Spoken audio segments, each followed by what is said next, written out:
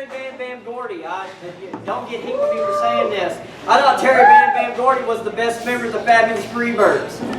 I thought Terry was the absolute best. Nothing against Michael Hayes, nothing against Buddy Jack Robbins. Michael was charismatic as can be.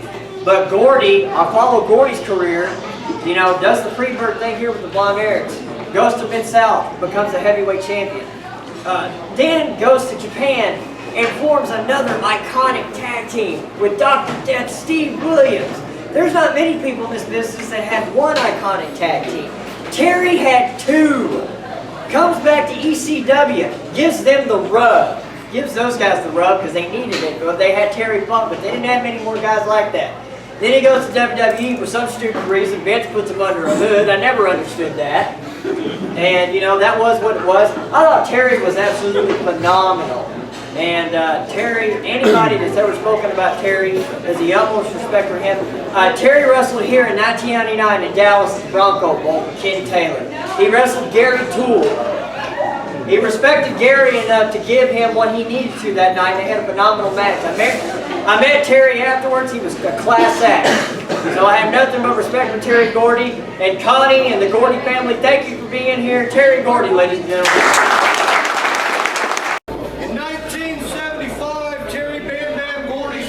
At the age of 14. From Fabulous Freebird to the Miracle Violence connection with Steve Dr. Death Williams.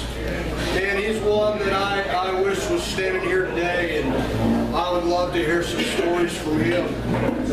Here to induct Terry Bam Bam Gordy today into the Hall of Fame is a man that's, you know, some of us have known him for a few years, worked some shows with him. This guy's been in the ring with him for many a years, many a decades.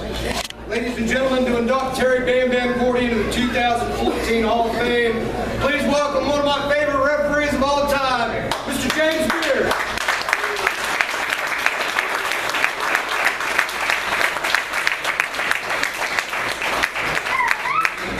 Thank you. First of all, I want to thank David. You know, this is a labor of love. It's something he does because he really believes in leaving something behind. And it's a growing experience. It's something that we're going to continue to improve and make better over the years. And, you know, Rick touched on this a little bit, and it's true. This means a lot more than a lot of Hall of Fame, a lot of honors, because it comes from the heart, because it's sincere. Nobody in here is getting $5,000, $10,000 in a ring to show up. This is the real deal here, guys. This means something. And all of you mean something to me because you're all, most of you guys I've known for a long time, most of you I've worked with. The few that I haven't, I've gotten to know over the years. And I believe this is a great thing that they started, and you know, I appreciate all the hard work you've done. I've been asked to induct somebody that I didn't write anything down because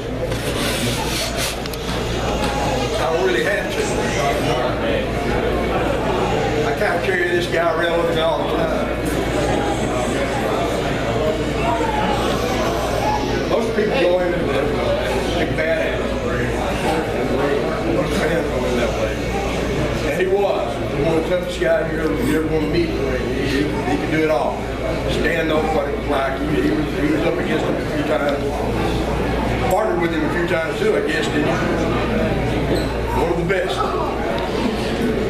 He was born in Tennessee. They're kind of kissing cousins to Texas. There's no doubt about it that Terry Gordy made his name and probably the most famous run right here in Dallas-Fort Worth area against the Blonde Erics, Freebird. You can't hardly say Freebird and Blonde Eric without saying Freebird and Blonde Eric. They just go together and compare. It's a perfect combination. It's one of those things that just happens. You don't know how it happens. You don't know why, but it has everything that it needed to have to make a perfect user. Terry was the very best Freebirds when it comes to wrestling. Michael was the mouthpiece. He was the flash. He was the voice. He was the leader. He was the guy that drug them around. Buddy Jack, he was the instigator. Buddy got into trouble, and Terry and Mike got him out of it somehow. Buddy Jack could get beat every night of the week. That's how good he was. He's a technician. He could get beat every night of the week and never lose an ounce of heat. That guy was good.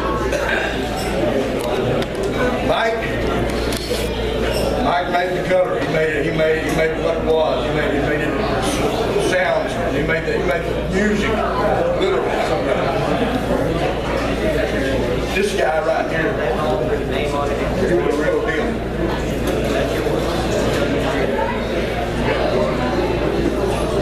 And I got to know him pretty well over the years.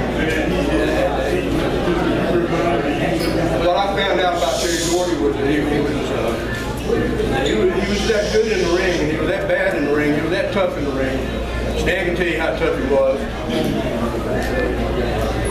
But he was a sweetheart outside of it. One of the nicest guys. Talk about Ray Evans. Ray was a beautiful person. One of the nicest guys I've ever met. This guy cared about his family. He cared about his brothers. Mike and Buddy were probably no brothers to him. I mean, I've never seen guys that weren't kin that acted that way. But Terry was a real deal as far as if he told you, if he liked you, if he was your friend, he was your friend all over. I mean, from the top to the bottom. And one way I judge people, you know, my wife is not that easy to fool. And a lot of wives like that, aren't they? They usually know when they see a guy, whether he's a good guy or not. When my wife met Terry Gordy, they hit it off. They talked. The last time I talked to Terry on the phone, he asked to talk to Cindy, and they talked for a few minutes. She told me the first time she ever met him, she said, he's a good guy, and he was. He was a good guy. Man, he was good in the ring too. He was beautiful in the ring. And people ask me all the time when I do interviews and on radio or wherever, print or whatever, one of the questions they ask is, you ever get nervous? You ever in all these guys you work with, or you ever been afraid of somebody? Or no, I just want to say that I standing in a wrestling ring, I always felt totally comfortable. There have been a few times in my career that I felt excited. I felt like this is something special. One of the times was the first time I ever stepped in that sport recording ring. And a lot of these guys in here know that feeling. Don't you, Chris? First time you step in that sport recording ring, man, it's special. It's a special place. It was. And I remember the first time I did that, I thought, wow, man, this is cool. And I felt that electric thing you feel sometimes when you know something special is going to happen. And that's happened a few times over the years when I know that I'm fixing to be in a match or a situation. You'll get that opportunity not too long from now. You'll get to work with the binary brothers, the younger brothers. First time they come back to Texas. And I know that's going to be one of those special times. I remember the first time I stood in the ring and I heard the first strings of Freedom. I felt the tips of my toes, top of my head. Can't tell you what it was. I wasn't nervous. I wasn't afraid. I wasn't nervous. I worked with everybody in the business that had any kind of name at all, and I've never been afraid. Been big matches over the years. And never nervous, not one time.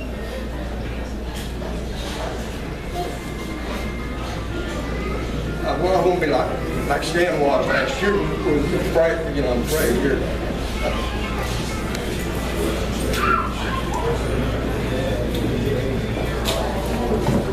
I heard Freebird start. I said, Mike, come out. Terry, come to find him. Those were good days. Those were good days. I miss this guy. I miss those days. And I know the biggest part of his life was this young lady right here and her sister and her brother and that beautiful lady that's standing right there. I know what they meant to him. And I hope you know what he meant to us. Connie, I can't tell you what an honor it is to be the one to tell you this. Terry Gordy is one of the Hall of Fame people.